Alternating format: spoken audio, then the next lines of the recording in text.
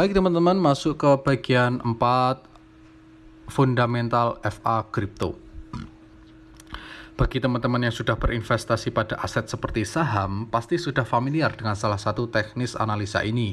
Analisa fundamental adalah teknis analisis yang mengedepankan pada faktor-faktor terpenting dari sebuah aset, di luar naik turun pergerakan harga. Pada analisa fundamental, kita menganalisa tentang bagaimana faktor ekonomi yang dapat mempengaruhi psikologi pasar, kapabilitas produk dalam menjawab kebutuhan atau permasalahan yang ada, kinerja perusahaan secara makro dan mikro, serta manajemen atau orang-orang yang mengelola perusahaan ini. Nah, kalau di saham, perusahaan dinilai dari potensinya untuk menghasilkan profit secara konsisten.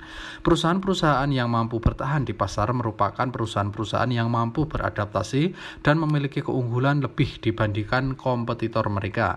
Namun ini juga tidak faktor absolut, karena seiring waktu budaya pelan-pelan bergeser, teknologi berganti, perusahaan-perusahaan ini harus mampu untuk cepat beradaptasi atau mereka akan tergantikan oleh perusahaan-perusahaan yang mampu mengeluarkan produk-produk atau solusi yang lebih relevan dan sesuai dengan demand market. Di sisi lain, analisa fundamental kripto dan saham agak sedikit memiliki perbedaan. Ini dikarenakan jika pada saham ada keterikatan dan keterkaitan antara nilai perusahaan sebenarnya dengan harga saham seharusnya yang dimiliki perusahaan. Ini artinya saham perusahaan menjadi lebih mudah untuk mendapatkan harga valuasi wajarnya dari waktu ke waktu. Sedangkan pada market kripto tidak seperti itu. Pasar kurs kripto pada umumnya digerakkan oleh hype jangka pendek dan hanya sebagian saja yang bisa bertahan pada jangka panjang. Bisa dikatakan 90% dari proyek-proyek yang ada saat ini akan gagal dan berganti seiring waktu berlalu. Artinya paling tidak ada 90% resiko kita untuk berinvestasi pada aset kripto yang salah. Pada faktanya ada ribuan proyek yang sudah mati, yang bisa lo cek di www.deadcoin.com. Bahkan proyek-proyek yang tidak akan pernah bangkit lagi ke harga tertingginya pun masih sangat banyak beredar, di mana tetap saja ada orang-orang yang bias kalau token atau koin tersebut akan kembali ke harga semula.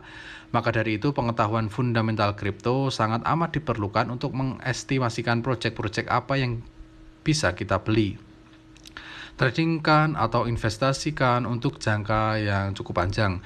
Informasi ini juga bisa lo gunakan baik itu di masa sekarang maupun di masa yang akan datang. Jadi teman-teman, ketika kita akan membeli koin tertentu atau kita akan menginvestasikan aset kita di project tertentu, kita harus melihat mungkin track record developer dan lain sebagainya. Ada beberapa syarat-syarat atau elemen-elemen fundamental yang harus kita perhatikan sebelum kita mengambil langkah lebih jauh gitu ya teman-teman.